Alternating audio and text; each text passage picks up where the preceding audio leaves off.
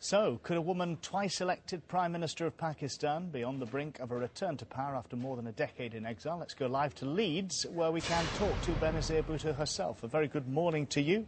So, you met President Musharraf on Friday. How did the talks go? I'm not in a position to say whether I met with General Musharraf, but I can tell you that both sides have been engaged in finding a way which could lead to a restoration of democracy through the holding of fair, free and impartial elections, as well as to the creation of a parliament that has some powers to deal with some of the pressing issues of Pakistan. Well, a minister in the Pakistani government's already said you did meet on Friday, so we'll assume it did happen. Didn't he previously say that you'd be arrested if you went back to Pakistan? Well, in Pakistan, many developments have taken place. We are trying to work out an arrangement for the restoration of democracy through the holding of fair elections. We've had a lawyers' movement which has led to the restoration of the Chief Justice of Pakistan to his post and the independence of the judiciary. The PPP is taking some of its issues pertaining to the electoral lists to the Supreme Court of Pakistan. So we believe the way the country is moving forward holds out the promise of an opportunity for the restoration of democracy and dealing with issues like terrorism and violence, which have grown in the last few years. But we are not there yet. No, that's for sure. I mean, would you like to be Prime Minister again? If the people of Pakistan vote for me, certainly I would like to take on that job. But this is more than a struggle for me. This is a struggle for the heart and soul of Pakistan.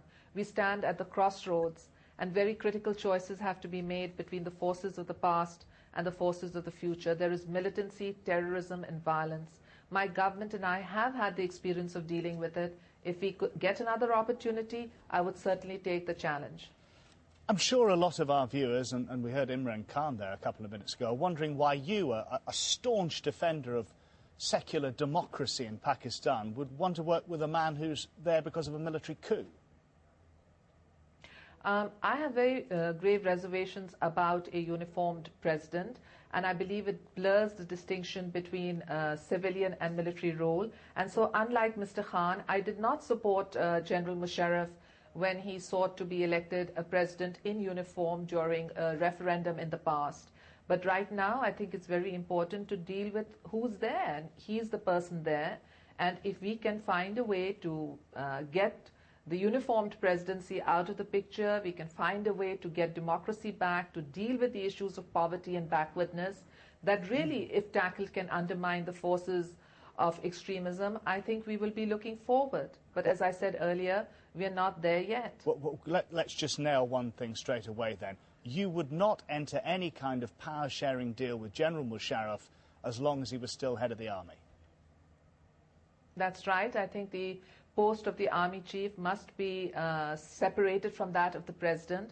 I know that there are many other professional soldiers who devote all their lives, and each one wants to reach the top. And in any event, for a professional army, I think it's important to make that distinction between the Chief of Army Staff and the President. How do you think he dealt with all the trouble in the Red Mosque?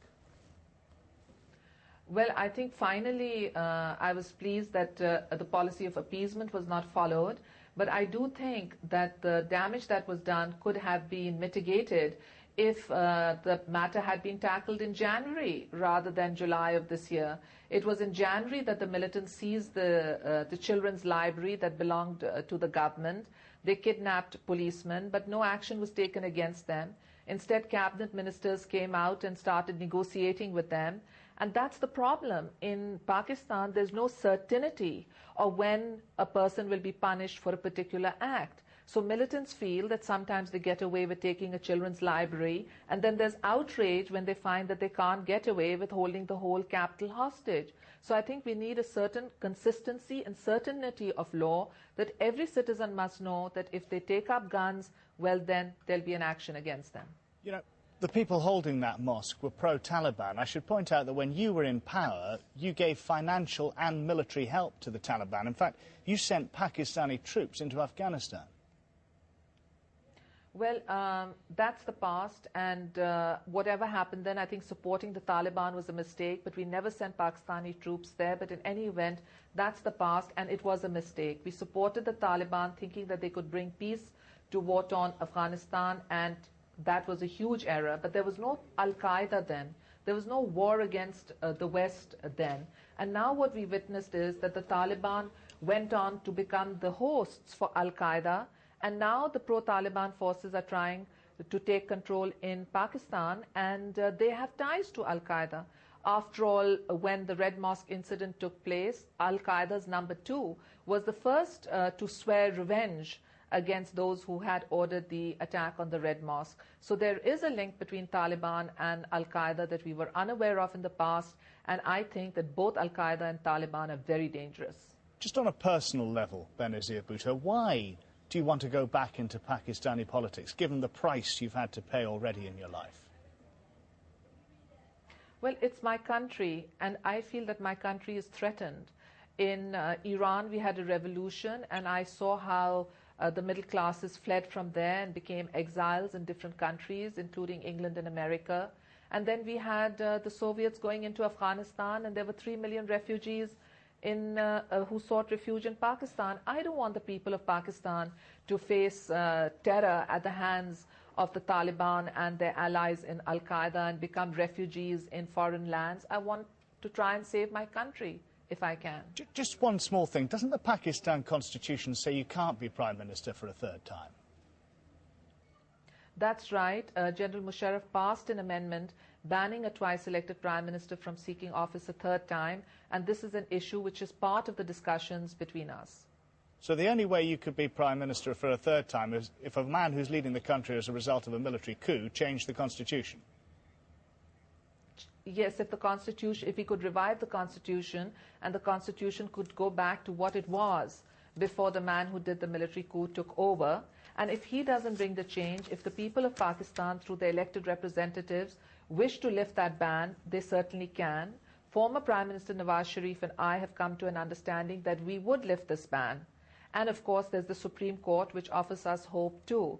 So now there are different avenues that can be followed, but the absolute important goal is to empower the people of Pakistan, to make them the stakeholders in their own country so that they can come forward and fight the forces of militancy. Benazir Bhutto, just before we go, one last question. There are many people, I was talking to friends in Islamabad yesterday, who really believe that the army and politics in Pakistan are the same. No politician can really govern the country without the army effectively pulling the strings.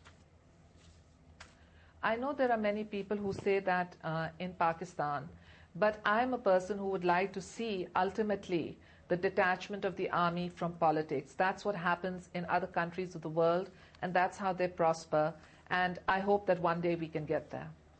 What are the chances of you standing in that election, by the way? Well, I think the chances right now are pretty good. I think it's about 90% out of 100 for me to stand in those elections, but there's many a cup between the lip. I mean, there's many a slip between the cup and the lip, so I'm not going to count any chickens till they're hatched. Okay. On that note, Benazir Bhutto, grateful for your time. Thanks very much.